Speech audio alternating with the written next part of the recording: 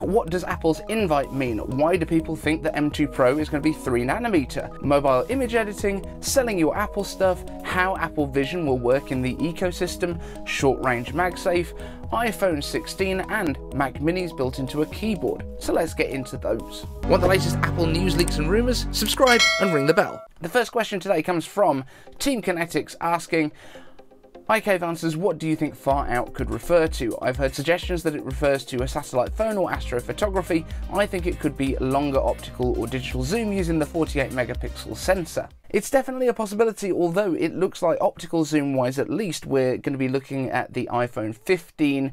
That's when it looks like Apple is likely to be getting those periscope cameras, so that's basically mounting all of the lenses vertically inside the phone and then you run it through a prism so that it's actually taking an image out the front of your phone, and that basically gives Apple a lot more space in order to do that stack of lenses. That's obviously anyone that's into photography like your good self will understand that anyway. What I do think is going to happen with the 48 megapixel camera is most of it's going to be binned down anyway to reduce noise, but it is going to give you the option of doing the 48 megapixel images, and also 8K video is the other big thing that 48 megapixels allows you to do. So in those terms, I think that's what we're going to get camera wise. I think satellite communications is probably what they're hinting at in the images. Astrophotography would be great, and actually that would work well with the camera too. It could actually be hinting towards both, but we haven't got too long to wait now to find out. Team Kinetix asks, I Cave Answers, why are some people speculating that M2 Pro and M2 Max would be built on M3 processors? It seems to make sense that the M2 Pro will be built on the same process as M2, with 3nm process coming no sooner than the M3 generation.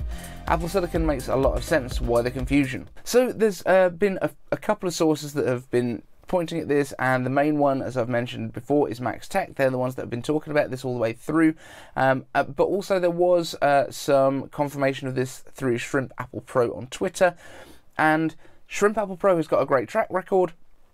However, here's what I think has happened here. I think they definitely wanted to put M2 onto 3nm because typically in the past Apple has done like 2 years on a process and then it changes, kind of like the Intel TikTok.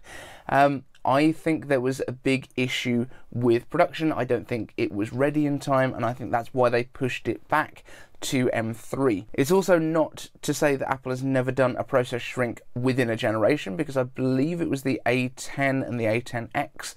I think the A10X was on a smaller process than A10, and it was announced at the iPad event that they were using a smaller process.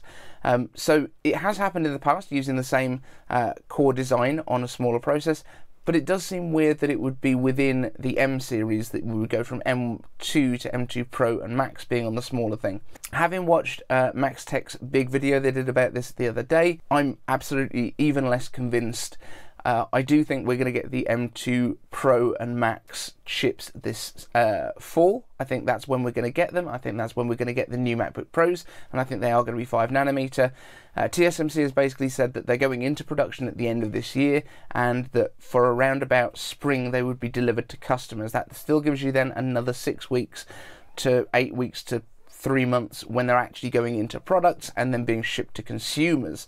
Customers in these situations basically means Apple. We're not talking about customers as being us, we're talking about the shipments going to Apple so that they can integrate them into the products, and that would fit a lot better with June, which is when M3, as far as I'm concerned, is expected. Maxtech was still going on about 18 months being the refresh cycle on the M chips. Don't believe it for a second. I just think there was a bit of delay going from the first to the second generation, and I think now we're going to be getting our annual updates. That's my theory, at least. Team Kinetix asks, I Cave Answers, how do you find Pixelmator for making thumbnails in iOS? Have you tried similar apps or any of the Adobe mobile apps? What made you go with the mobile workflow that you have? So I've been using Pixelmator for quite some time. I think I bought it when it was like $5 or something like that. I think they only do Pixelmator Pro now, certainly on the desktop. It's a great little app, it's very useful, and actually with the stuff that's coming in iOS 16, with being able to grab images and kind of remove the backgrounds from them automatically, it's even more powerful than it was before. And honestly, I haven't really put any time into the Adobe mobile apps, although I use Photoshop on the desktop. I found that their mobile apps were a bit clunky, and I guess I maybe expected too much of them because they're on mobile and expected the same features, whereas with Pixelmator, because I'm learning it from scratch, I'm not kind of looking for the features that I think should be there. I'm kind of just working with what there is. I don't think it makes much difference which you would use, but Pixelmator has always worked for me, so I'm just not changing, mainly out of habit. The blob asks, Ikev answers, any tips for selling Apple devices on a cyclical basis? I'm definitely guilty of holding onto devices longer than I should. Do you think buying upgrades is a good idea if you plan to do that? Do you recoup the value from the extra RAM and storage, for example? Is it better to trade with a big company or in private listings for max return? Do you price it based on its age, just divide by 5 years and remove that much per year? How much do you take off if paint is chipped or for minor cosmetic stuff? Do you usually buy your product first and then sell? I'd hate to get stuck with two recent products, for example. How about accessories like cases and pencils, etc.? How do you price these? So for me, I think the best resale on these tends to come with buying the base models. Buying extra RAM, extra storage doesn't tend to add as much as you would imagine to the resale. However, if you're buying used, that does mean that you can actually pick up some really good bargains that way. So if you're looking for something used, look for the ones with the extra storage and the extra RAM, because they are probably going to be cheaper than they should be. But the big secret is I definitely wouldn't go for trade stuff unless you are in an absolute rush and you need to get rid of your devices quickly. If you need the cash like today, go take it to Computer Exchange is what we have over here. I guess it's like I don't know if GameStop does secondhand stuff, but it's like a pawnbrokers, but it's a national chain that does it, and when you buy from them you get guarantees and stuff.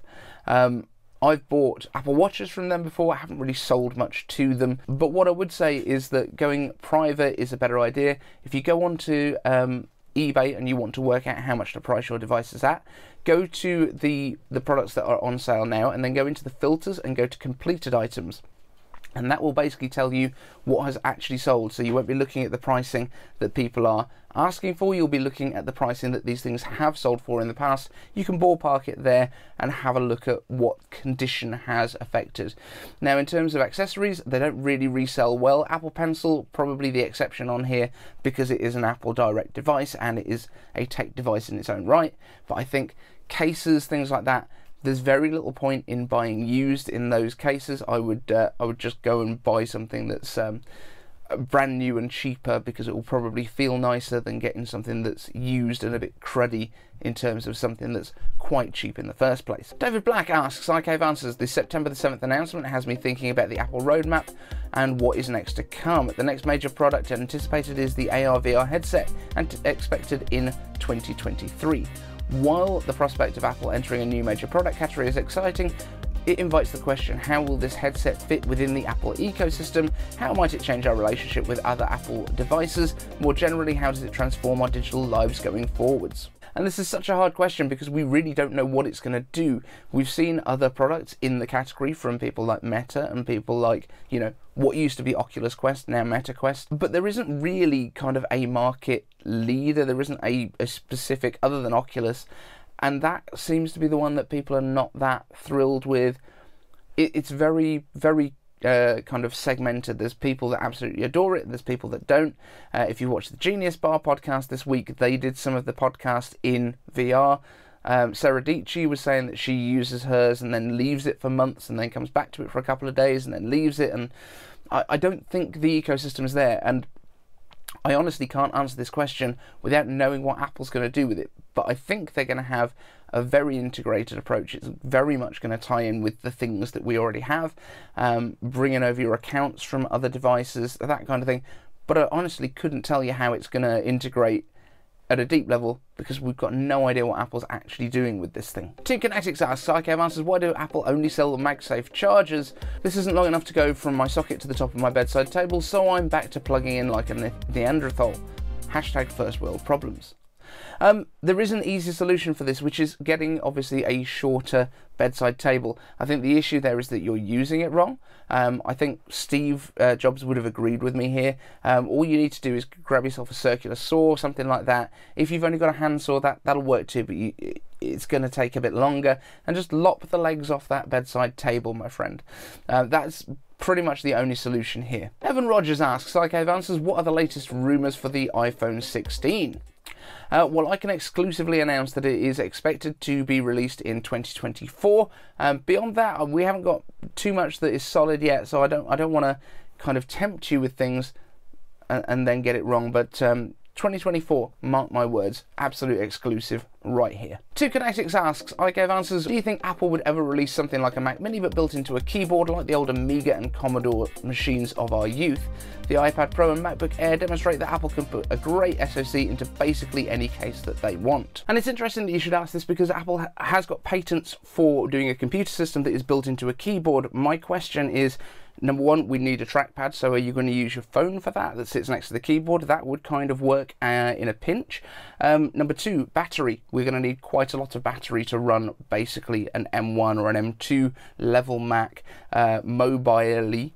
So you're going to need quite a bit of battery space built into these things. And also, are we going to AirPlay the video from this? And at this point in my day, the Filmic app decided to die on me. But yes, I think it's something that could well happen. So this is editing time, Dave. Sorry, just had to jump in. I think it is something that could happen. I'm not 100% sure of the logistics of it, but it could be like a nice little thin client that you can take with you, and you can basically run Apple's productivity suite on kind of any TV that you find. That might be quite good, or for kids' bedrooms so that they can do their homework on the TV that also has an Apple TV, and then they can AirPlay stuff. That would be my thoughts. Anyway, thank you so much for being here. Thank you to the Patreons who are over here. You guys rock my world. We'll see you in the next one. Want the latest Apple news, leaks and rumours? Subscribe and ring the bell.